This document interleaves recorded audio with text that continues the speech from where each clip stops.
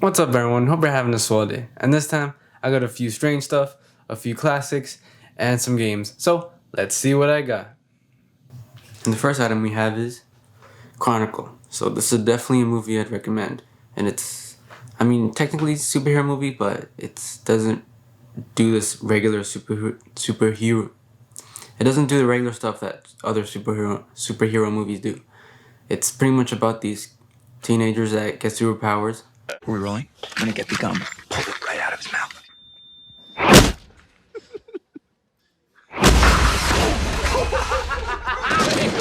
Wait, why are you running? And then one of them just kind of turns on them, and yeah, it just kind of ends like that. I don't know, I like it because it's very realistic, and a bunch of teenagers just getting powers, and so it does kind of give a very realistic point of view if that actually happened.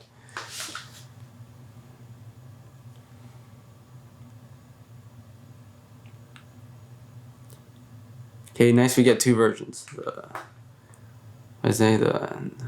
theatrical and the director's cut. I think I've only seen the theatrical. Theatrical, hard to say. Okay, so we got DVD and Blu-ray, of course. Definitely nice. Probably used. I'll probably take a look at that. Is that? No, this is just paper. Oh, well, it is. Here you go. But probably used already. But yeah, definitely a film I'd recommend. It's just very down to earth, and a bunch of teenagers with superpowers. No, I think I just keep repeating myself. But yeah, definitely check it out. Yeah, now we got a very crazy one. So here we have Monkey Bones, and it's, as you can tell, a Brandon Fraser movie. It also has Bridget Fonda and Chris Kattan. I'm not sure who that is. I guess it's him. But yeah, this is a movie I remember watching when I was younger, and it just, I don't know, something about it just interests me. But it's very crazy, zany, kooky, Comes the story of a man whose imagination brought a monkey to life. This is living. Hey! Get your fat butt out of my face. I believe it's about this guy who created this thing or character, and then the character somehow gets in his body, and then he uses this body to help him get his body back. It's, yeah, very crazy. And Whoopi Goldberg is also in here. No, can't even talk anymore. But yeah, hopefully I enjoy it, because sometimes I watch stuff and years later I watch it again and it's just not the same. I guess sometimes you enjoy it better as a kid.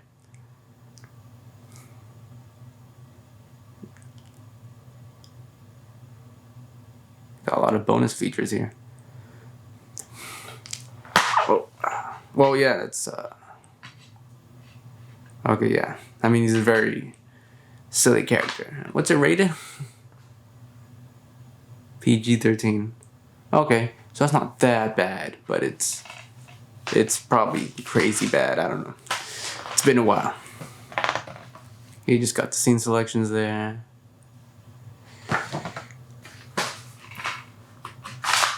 Here's some advertisement for other movies.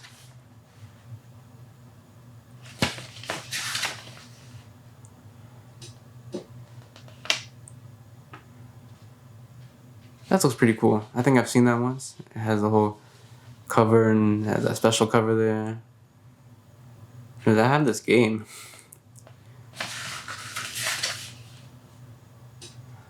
Classic, but I still haven't seen it. X-Men, not a big fan, but still a Christmas classic. I haven't seen it, but I do have it. So definitely need to check it out. And pretty good movies. And some classics, family friendly. Miss Doubtfire, of course, classic. It took me so long to watch this, and I definitely like it. So I recommend this. Haven't seen that one, and it's classic. Classic, Tom Hanks. What's this? Oh, Edward Scissorhands, of course, classic.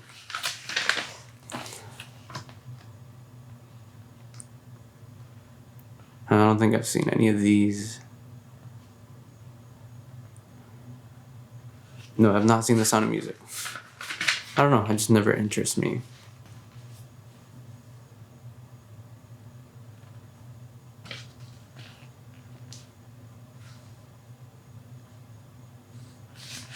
Right here are some bundles, or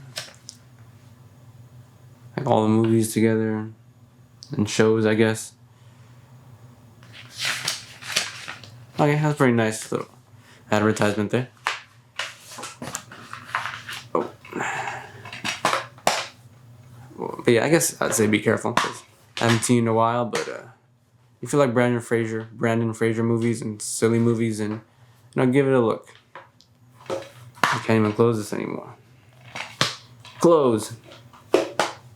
Oh, is there something down here? Oh, it's sticking out, that's why. Yeah, there you go. All closed. And now we have this movie. I mean, come on, this is a classic. This inspired so many other movies. Or, well, let's see, inspired a Western movie. And then they got a show. I mean, this was a very popular movie that... I mean, I think probably other shows and... Probably... Well, this is awkward. Okay, this movie was a big deal. Let's just say that. And we got the director, Akira Kurosawa. I hope I'm saying that right. And, I mean, Seven Samurai, you can't go wrong. I still haven't seen it, but I know a lot of people talk about it, so definitely glad to check it out. So yeah, definitely old black and white film. How long is it? I'll figure that out later. What does it say right here? No, that's not it. Here you go. Is that it? No. Oh, here you go. Yeah. I think it came out in 1959. And it's 207 minutes. Sheesh, that's like... Gotta do the math here. I can do this! Don't tell me! Don't tell me! Don't!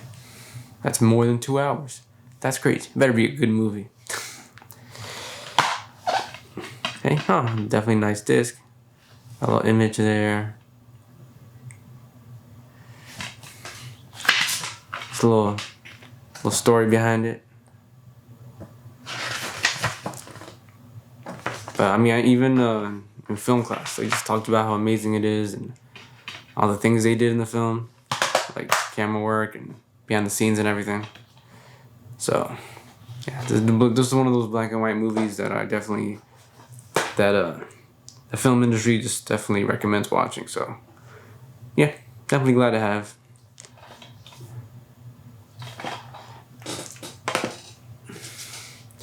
There you go. Now we have The Death of the Incredible Hulk. That's right, folks. Looks like the Hulk's gonna make it. But he's dead. Dead? But yeah, so this is from the 1977 TV show with Bill Bixby and Lou Ferrigno, if you remember that. Director Bill Bixby. The Hulk has me in a sleeper. It came out, yeah, so late 70s, and then got popular in the 80s, and yeah, all that jazz.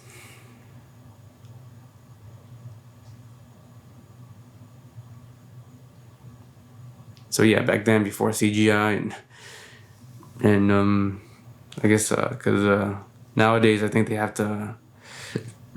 they almost use like a big head or a big foam chest, and then they kind of a big foam bust, and then they just kind of CGI that. Some pictures with Mark Ruffalo, but yeah, they actually had people play both Bruce Banner and the Hulk. So a lot of people probably remember this show, unless you're too young. I probably have not seen any episodes, but I do know about it. Probably seen a little bit. So definitely nice to have this. I think they have another one. I think there's one where it shows like how it, like, the first episode, first movie that started the series, and then one where he gets married. I feel like I think I have shown another DVD of this. So I guess gotta check that one out too. But yeah, there's one where he did not make it, and but I think they actually made another one where then they just didn't really explain what happened. I don't know, it's very confusing. All these just making more episodes and just finding ways to just continue series. And then I don't think She-Hulk was in the series. well, we have her now, so I guess that's good. But yeah, definitely a series I'd recommend if you're a Hulk fan or a fan of any of the superheroes. And they also had one where Hulk met Thor, but Thor was kind of like a weird genie, and then the guy who found him was his human name in the comics. It's confusing. And then there was one where Hulk meets Daredevil. Yeah, I mean, before we have the Marvel MCU and all these, and Spider-Man and X-Men and the movies in 2000s and maybe a few from the 90s, they actually tried back then. So they may not be amazing, but it's still interesting to know about. I think I found one with an old Captain America. Yeah, so, but yeah, I mean, superhero movies have been popular for a while, so they never started in the 90s or 2000s. They started way back, so it's definitely cool to know about that. And now we have some games. So here we got Ratchet and Clank. This is the first one for the PS2. Yeah. And this game, I've already played the trilogy, and I definitely recommend it. I mean, if you like platformers, definitely a good game to start with or to play. Hey, no manual, of course. Came out through a store, but yeah, nice disc. But you can't go wrong with any of these. This is a PS2 classic, you know. And I mean, I played it on the PS3 with the PlayStation 3 remastered trilogy. And then I think they have it on the PS4 now. I don't know. But yeah, and then I was able to get a few of the games before the PS3 store closed or whatever happened to that. Yeah, because these games just got really expensive. But yeah, if you haven't tried it out or checked it out, definitely give Ratchet and Clank a look at. And I mean, they did make one for PS5, so, which is also for PS4. So yeah, they have a new one, so check that one out.